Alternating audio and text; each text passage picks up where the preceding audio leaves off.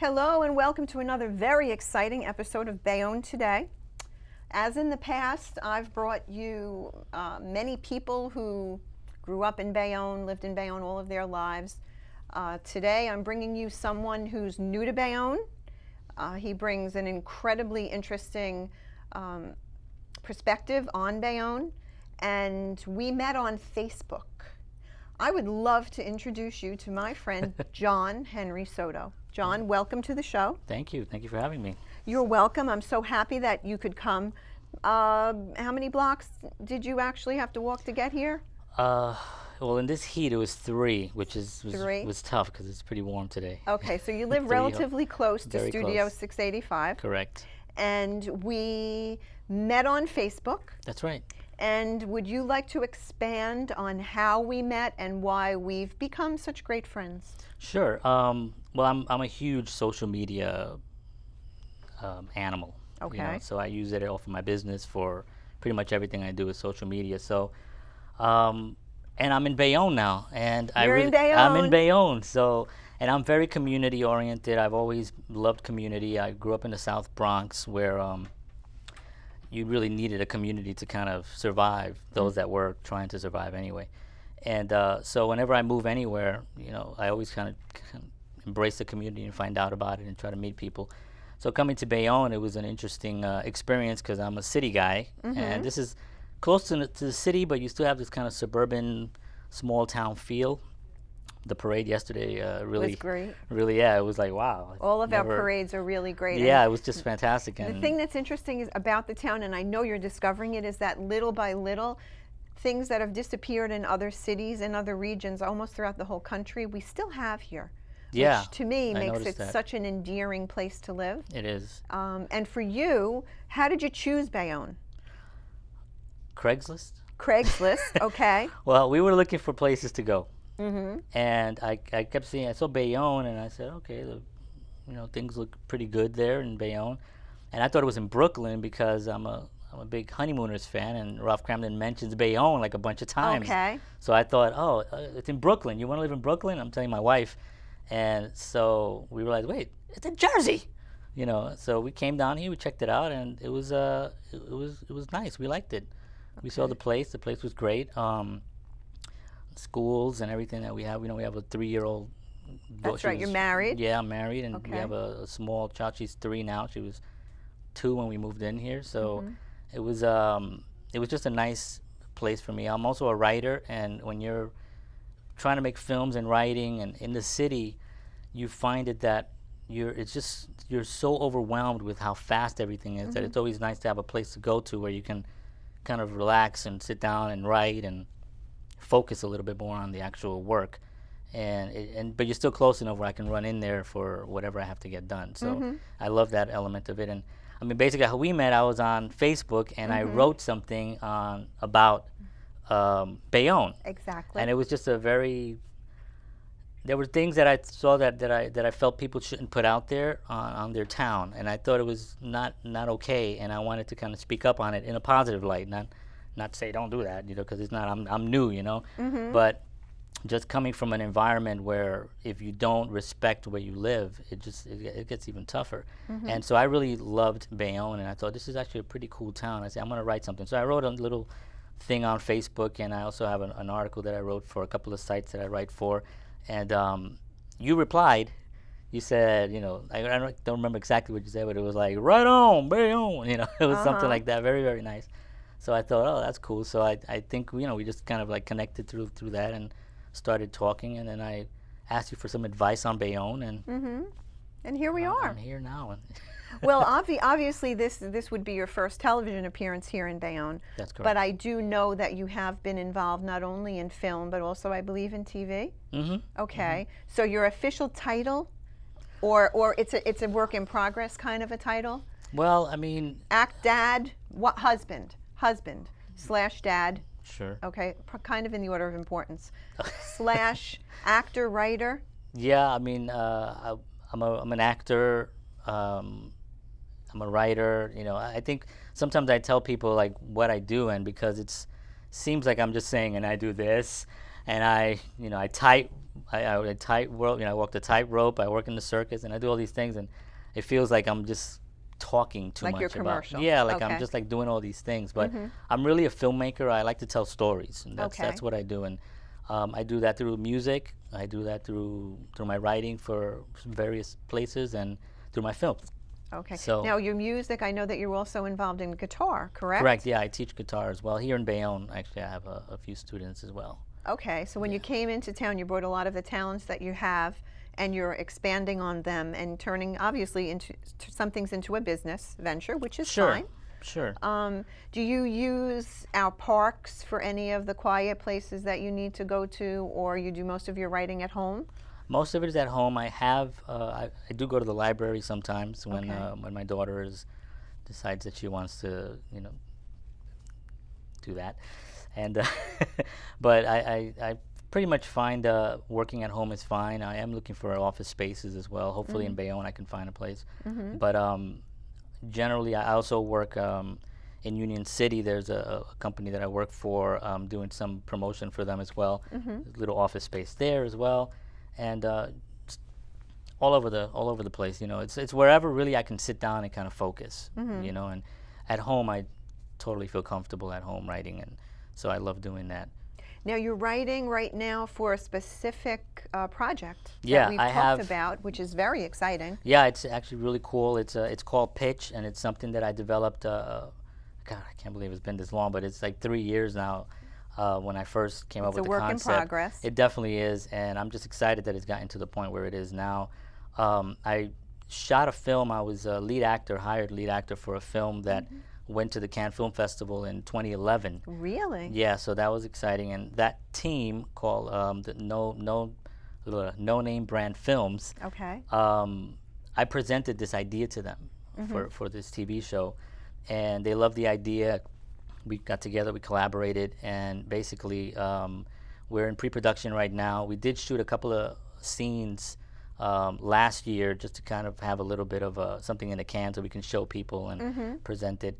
But the show has been picked up by a newspaper, a couple of newspapers actually in the Bronx. Okay. And an award-winning journalist wrote this whole amazing piece on it with pictures and everything, and front page. It was really amazing. And so we're actually right now, we're ready to start casting very soon, and then start shooting, and then I'll be shooting. Wow. Yeah. So it's really exciting. And that's what I'm writing right now. I just finished my second draft of the pilot. We have actually another pilot, which we're gonna have two pilots. We're doing some strategic maneuvering, but this pilot is gonna be the one that we're gonna really shoot.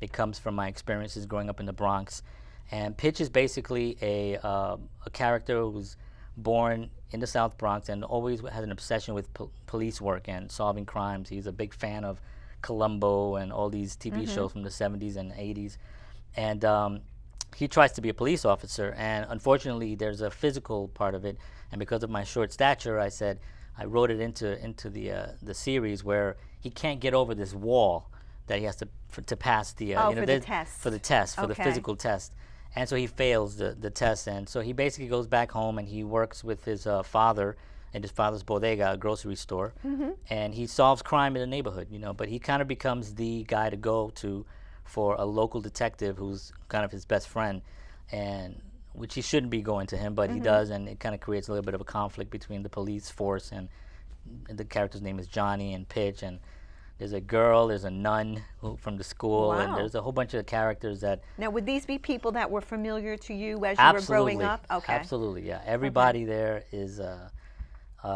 somebody that I am familiar with. I mean, that's all my writing is always based on what I experience through other people. That's what it's about. So to me, it seems like you're a life observer, and just from our brief meetings and discussions, you have a keen eye on what's happening around you all the time. It's almost like a movie. Like life to you is a movie, kind of unfolding. I mean, thank you. I guess in a sense I do. From a very young age, I remember being the quiet one, but very observant of what was happening in the room.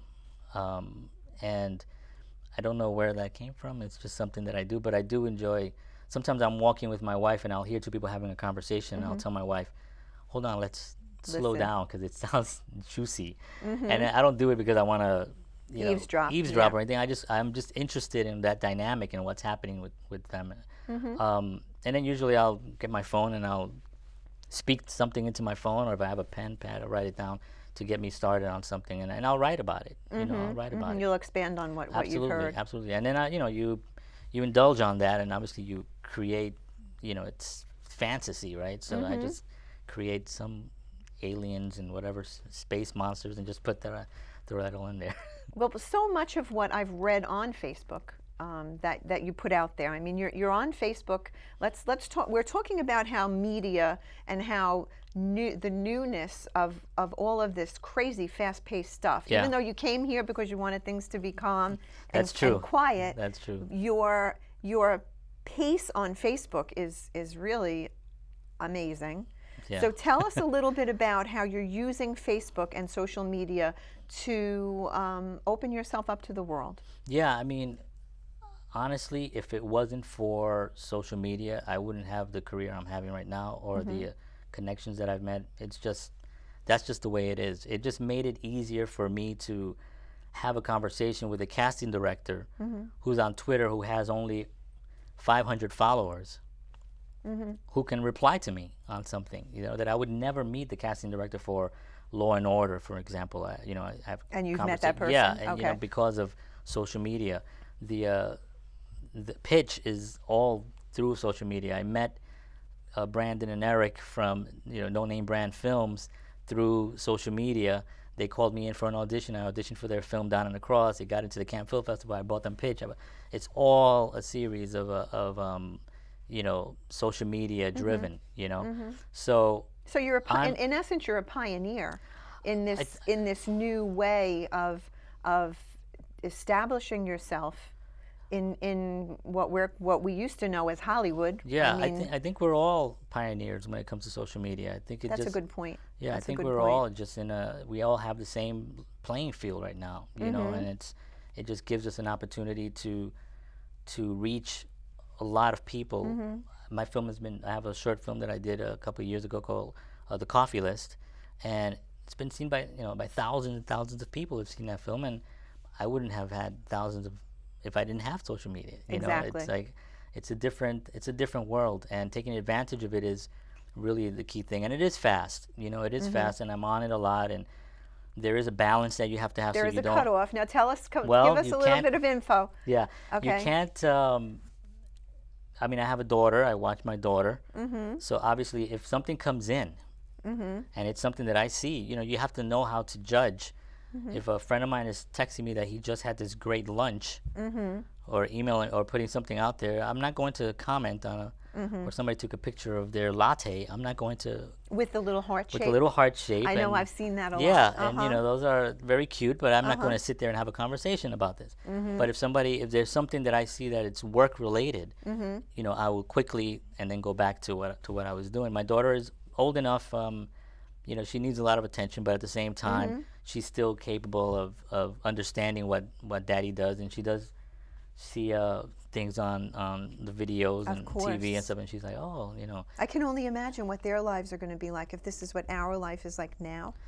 Oh, I mean, that's gosh. all they're going to know. And it's been so fast. Yeah. It's been so fast. I mean, I went to Washington, D.C. in 2004. That's what we talked about. That was interesting. Tell us about that. Yeah, I went in 2004 it was a music convention. It was like a 3-day thing, and it was amazing to hear what was coming from people that were just really predicting, but they kind of knew, they talked about this new thing called Facebook, and they talked about this new thing that they're working on that's called Twitter, but it's not out yet.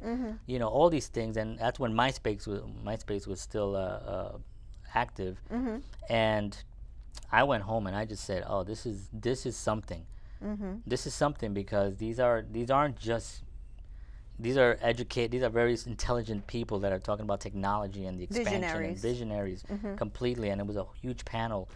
So it was really important that I went home and really studied as much as I could on it, and been able to do what I I've guess it's done. all self-taught then. I mean, you just Yeah, they are they're- now. Now you can go and you can, somebody there is Facebook for Dummies. sitting there. Hey, Huh? somebody's there, who's promoting his Facebook, and he's got a seminar, and he's like, come learn all about Facebook. But you Back don't. then, it wasn't the case. Yeah, you don't have to do that. And Facebook business right now are huge for Facebook, and it just makes sense. People say, oh, Facebook, but if you have 1 billion people It's amazing. looking at something every single day, you got to put your business where 1 billion people are looking. It's amazing. Now, how far-reaching have you had people contact you from? I think you said there was a woman in England. Yeah, all over the world. I mean, I have friends in Israel, a lot of South Africa, Johannesburg. Really? Yeah, England. There was a young lady that wrote me this wonderful email on an article that I wrote for a site that I write for called Friends in Film, and she read this article and she just, something resonated with her, and she sent me this beautiful email on how she was using this in her life, and thank you for writing it, and Wow. and she wanted some more advice, and I helped her, and so that kind of reach is powerful, because it brings value to your work, and it's not just sitting at home writing and putting it out and hoping. It really is right there live. When you get a coming, response. Yeah, it's just coming right at you, and you see, wow, people are reading this, and it's like, wow. So even your writing kind of becomes a little bit more fine-tuned because you now know. You realize it's Yeah, not just this is not just me sitting hunting and there, pecking. right? Exactly. Yeah, so I'll go even a simple tweet or a Facebook thing. I make sure that. I mean, I have typos like everybody else, but I make sure that I go back and make sure that this makes sense. That this is actually going to get my point across. It's going to be articulate enough where people are going to get it, and it's going to help somebody. And that's really the key thing, is to help somebody. I find that that's what a lot of your things are. I try to walk in the light and live in the light, and try, even though I'm not blinded to negative things, or things that need to be improved. I just feel that we need to go about it in a different way. Yeah. I feel that a positive approach kind of enables people to reach deeper, Right. and come up with a solution rather than to hear the constant complaining. Definitely. Now, I mean, you're in Bayonne how long? 2 years, 2 years. almost 2 years. Okay. So where do you see us going? What's your feeling about the town? Because I know you're really still kind of, you're very connected with the Bronx where you grew up. Sure. But when you came here, what did you think? How do you feel about the town? I thought that there was a lot of other possibilities that can be that directions that it can go in artistically. I know that the art circle here, I've met some wonderful people at the art circle, which is a really good organization. Which is relatively new. Is it? Yeah. I mean, I've met some great people there. Andrew Sharp, who I know runs it, and a few other people that I've met. So and they're great artists here. So it's really not a matter of, where it goes, wherever we want it to go. Okay. And so All I right. think Well, there it's you just, go. Yeah, it's just gonna take somebody to say, let's do something. Let's do this. I mean, I'm taking baby steps in Bayonne because I don't, I'm not 100% comfortable yet just coming out and saying, hey, I want to do I want to make a concert, or or do something. But I know that that people want to do that. I feel it. I feel it happening. And I want to be part of that. And just like any community, I am connected to the Bronx. But I haven't lived in the Bronx for 20-something years. Okay. I lived in Queens, I lived in Manhattan, I lived a lot of other places, but I haven't lived there. I'm always connected to where I'm living, and that's I know I like yeah. to make that my my thing. And right now it's Bayonne.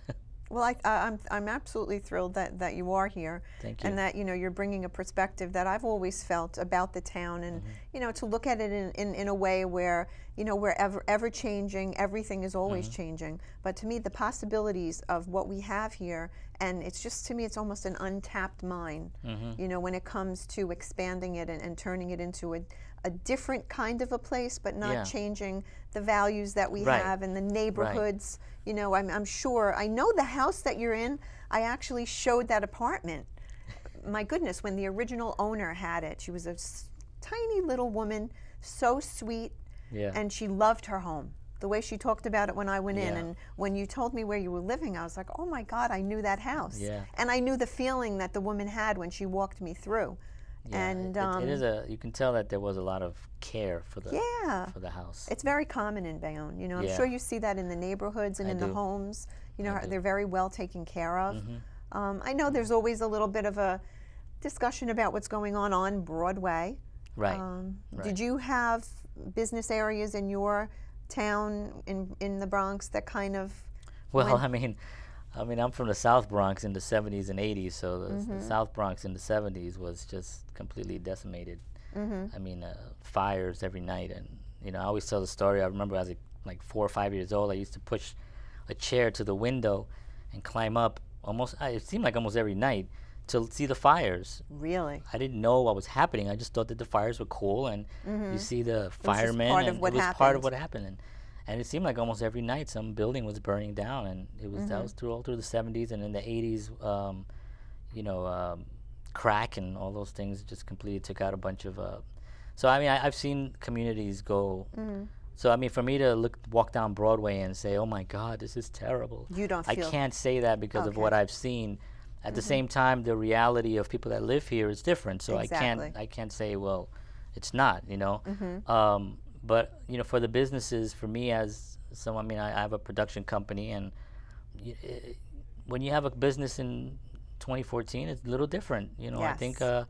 I keep saying it, and I'm going to keep saying it. Social media is where you reach out to people. It doesn't, you know, walking traffic is great if you're on Times Square, you know, but even in Times Square, I bet you all those guys have social media going for them. So they're in other words, you're saying to use it to drive business. Yeah, you have to. To where you want it to be. You have to, yeah, because I mean, if you're relying on walking traffic, it depends what your product is, obviously, right? But if you're a clothing store, a shoe store, well, yeah, you should definitely be on there because people are, you know, somebody's Googling shoes in Bayonne, and that should pop right up. You're absolutely right, because I've had a couple of different businesses in town on the show, younger people, and the perspective on how to go after business and how to get business is so different than when I had my business. Right. And when I was president of the business district back when we were all trying to just keep reinventing the wheel the same way. Right. And then all of a sudden everything flipped so It quickly. just changed fast, yeah. You know, and now I see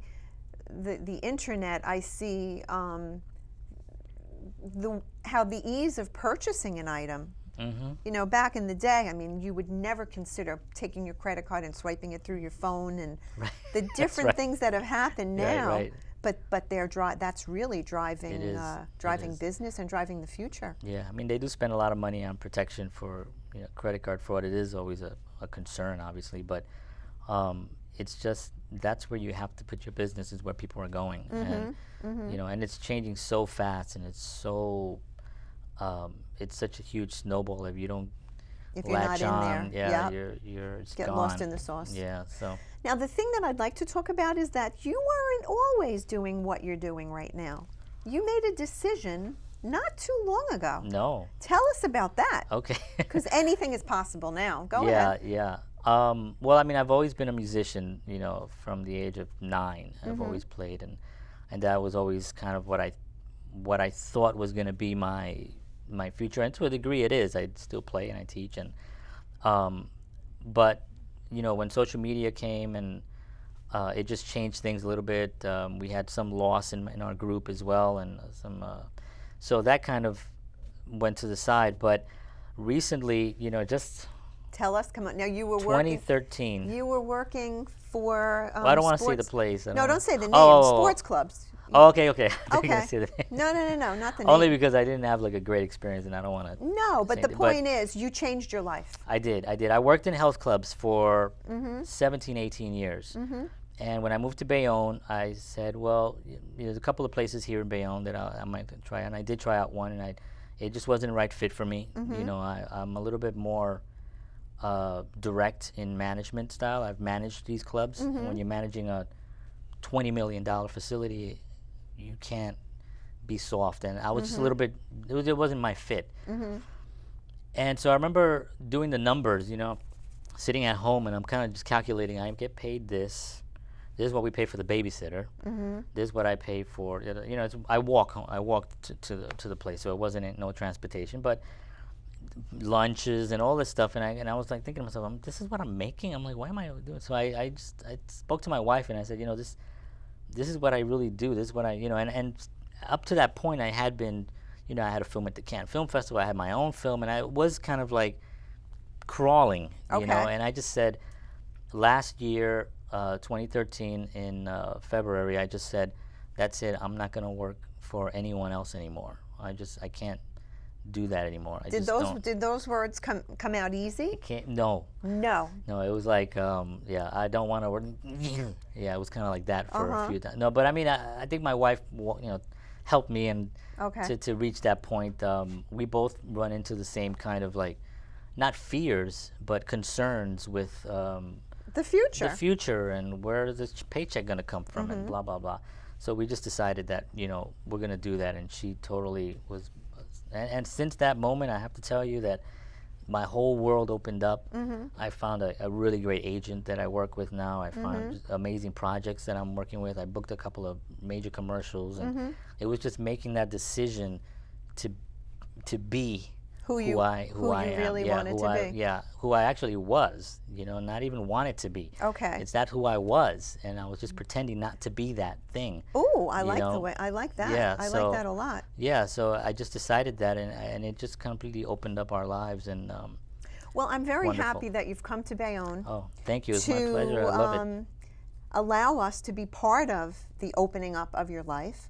Thank you. I would hope that anyone who's watching the show would kind of go on Facebook and take a look at what you're up to. Sure. Comment, you know, we'll take positives, we'll take negatives. Absolutely. But it's all to me in view of creating a better place to live and a better place to thrive, and a place where people can believe in their dreams, which is what you've done. Absolutely. And I have to say, John Henry Soto at Facebook, Twitter, everywhere you can find me. Well, listen, everybody. We love Bayonne, I love Bayonne, and now we have a new person who loves Bayonne. Gotta love Bayonne. See you again soon. Thank you. Thanks. Thanks. Thank you so much. Thank you. It was my pleasure. It was fun. That was great. It was really fun. Yeah.